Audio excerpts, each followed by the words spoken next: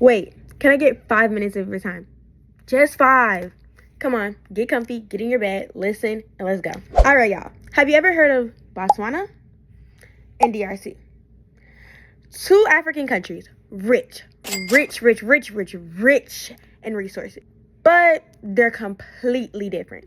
Yes, completely. To put it in a more real life scenario, Botswana is like that straight A student out here stunting on everybody. And then DRC is like the kid in the project who had the potential to do the work, but the group project just let him down terribly. In political science, this is a classic institutional comparison. Same continent, same natural advantages, completely different political and economic paths. Crazy, right? Today we're going to break down why Botswana is thriving and why DRC is struggling to fight instability. Let me take you back a bit. Not that far back. First stop, colonialism. Yes, it still shapes everything. Botswana was built by the British using indirect rule, meaning they let traditional leaders stay in place. Less exploitation, less deconstruction of institutions. But Belgium and the DRC, they said, oh baby, we're taking everything.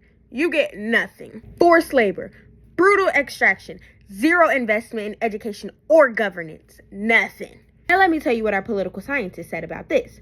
This was called institutional impairing. Extractive colonial rule creates weak, unstable states long term. And the DRC is very a textbook extractive legacy. Now let's get a little deeper. Let's talk institutions. Rule of the game. Botswana's built inclusive political institutions after independence. Strong central government, low corruption, and leaders who actually invest diamond money back into investments.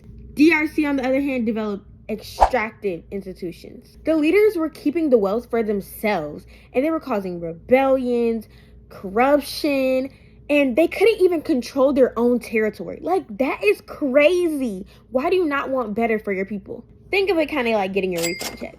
Botswana said, let's pay our bills first. Let's be responsible. Let's invest. Let's make sure our money is going to be good. DRC, on the other hand, said, yeah, let's flip our money. Well, it never got flipped. Now, this is where it gets real. Botswana had diamonds, but they managed them centrally and transparently. They taxed the revenue, saved it, and reinvested it. The DRC has more minerals, copper, cobalt, and gold. But the system was way too chaotic. Smuggling, corruption, warlords, foreign companies taking all the profit. This is what I like to call a resource curse, where the country is rich on paper, but the people in the country never see the money. Botswana's GDP capita is around $7,000 plus, while DRC's is only $600. That gap is huge.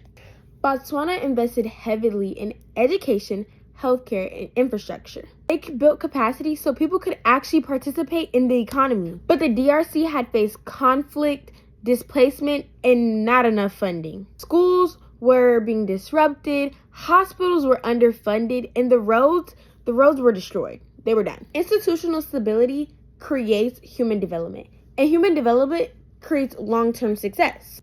My argument is simple as pie.